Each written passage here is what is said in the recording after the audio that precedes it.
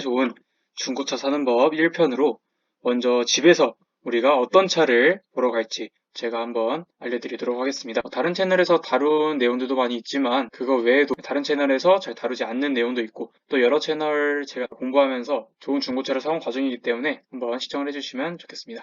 자, 가장 먼저 어떤 차를 살지 정해야겠죠. 제가 가장 잘 알고 있는 게 차량이고 인기 있는 자동차이기도 하기 때문에 오늘은 520D 차량으로 가보도록 하겠습니다.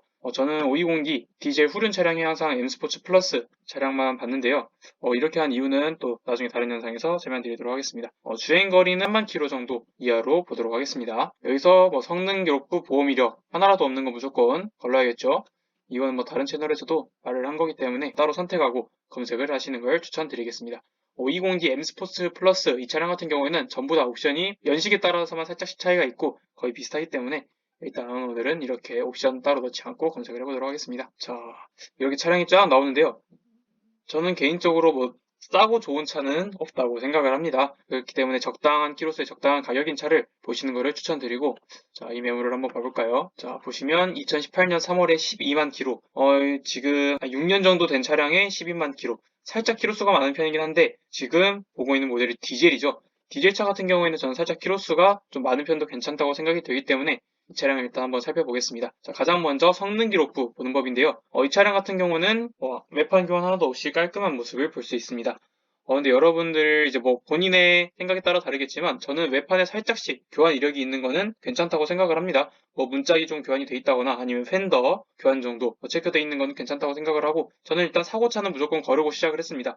그리고 설령 단순 교환 무사고차라도 이렇게 앞에 휀다랑 범퍼 그리고 우측 휀다 이 모든 게 동시에 사고가 난 그런 차량이라면 안에 뼈대까지 좀 안 좋을 확률이 있기 때문에 그런 거를 잘 보고 생각을 하시면 될 것 같습니다. 그리고 여기는 당연히 문제가 없어야겠죠. 문제가 없어야 되고 전부 다 양호 이렇게 떠 있어야 되고 디젤 차량 같은 경우는 배출가스 이게 사실 별로 의미 없다고는 합니다. 그냥 고속주행을 많이 하고 측정을 하면 매연이 낮게 나오고 시내주행만 하는 경우는 좀 높게 나와서 큰 의미가 없다고 하는데 저는 그래도 찝찝해서 디젤 차를 볼 때 이제 매연이 좀 적은 걸로 봤습니다. 그리고 리콜. 자, 리콜 같은 경우에도 이 차량 해당 없음 혹은 리콜이 있는데 이행이 됐다라고 돼 있으면 좋은데 만약에 여기 해당이 있는데 미이행 전 차주가 리콜을 하지 않았다고 나와 있다면 물론 제가 BMW 센터 가서 리콜 받는 것 자체는 별로 힘든 일이 아닙니다. 그런데 전 차주가 리콜도 받지 않고 차량을 주행을 했다면 저는 개인적으로 높은 확률로 전 차주가 차량 관리를 잘하지는 않았을 거라고 생각이 듭니다. 그렇기 때문에 성능 기록부 볼 때 이 리콜도 미이행이라고 떠 있다면 그냥 내가 하면 되지 라고 생각하는 것보다는 어차피 520D 같은 건 매물이 많기 때문에 그냥 과감하게 걸으셔도 된다고 생각합니다. 당연히 여기 누유라던가 누수 각종 이런 부분들은 양호해야겠죠. 그리고 여기 보면 특기사항 및 점검자의 의견에 중고차의 경우 부분적인 판금 도색이 있을 수 있다 라는 이런 문구가 들어가 있는 경우가 간혹 가다가 있습니다. 그런 성능지가 꽤 있는데 물론 제가 사온 차량도 그렇게 성능지가 써있긴 했습니다.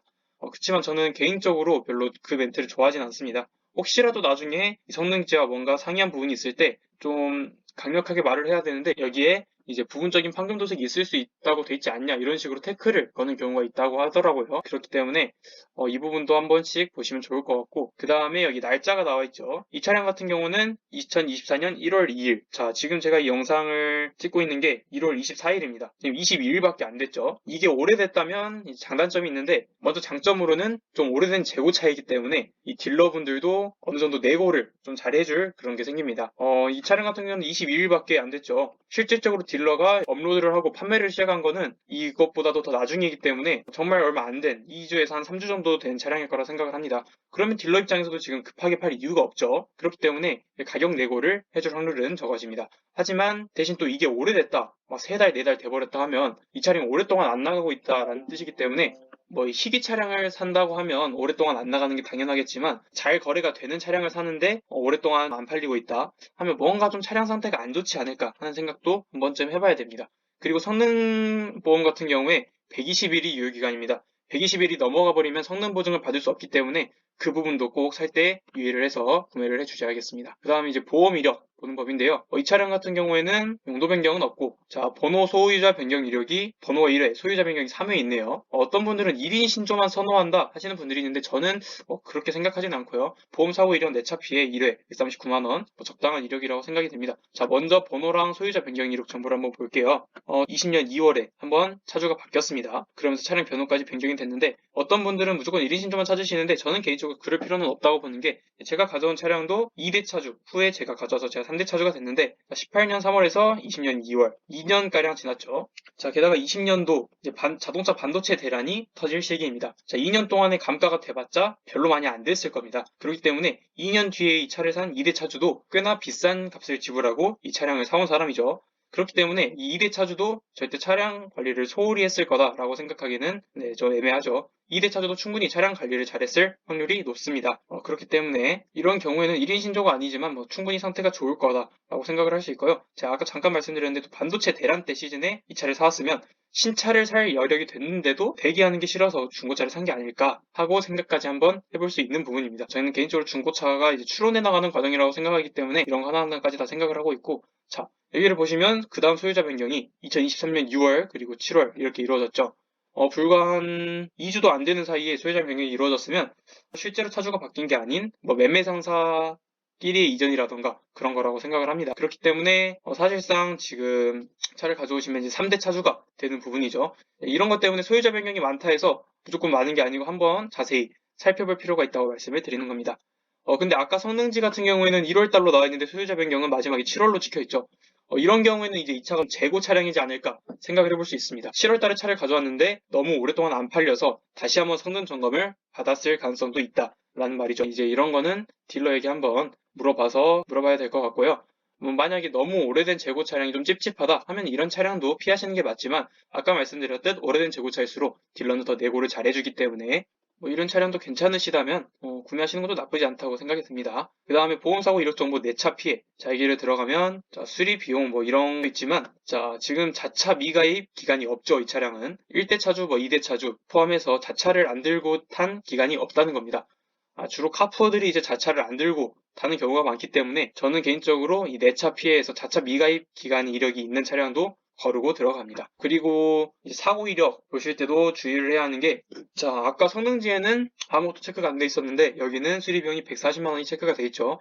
자, 범퍼 라이트 이런 부분들은 100번, 1000번 교환해도 성능지에 나오지 않습니다.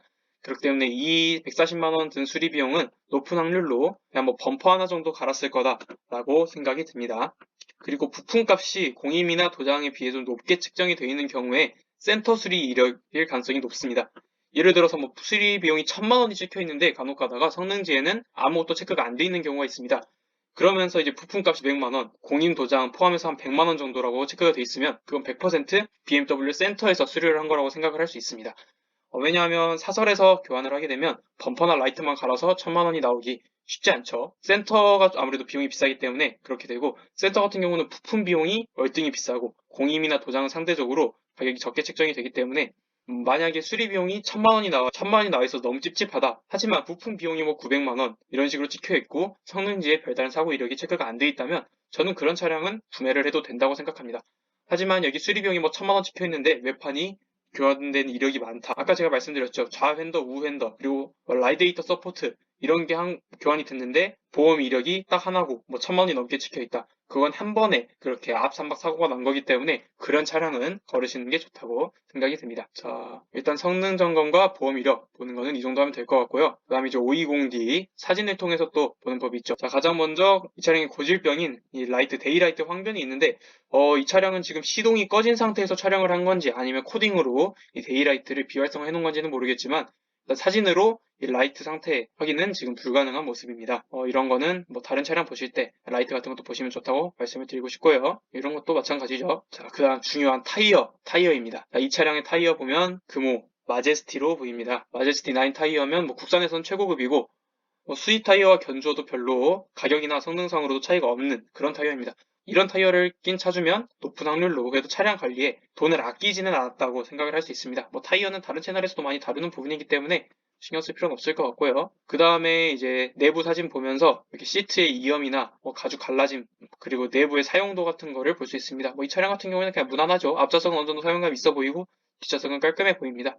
이런 거 보실 수 있고, 그리고 이렇게 공조기, BMW 5 시리즈 같은 경우는 공조기 크랙이가 있는 경우가 있기 때문에 이런 것도 한 번씩 보시면 좋을 것 같습니다. 나머지야 직접 가서 이제 확인을 해야 되는 부분인 것 같고요. 그래서 저는 개인적으로 이 BMW 앞에 그릴에 세 줄 그어져 있는 그런 튜닝 있잖아요.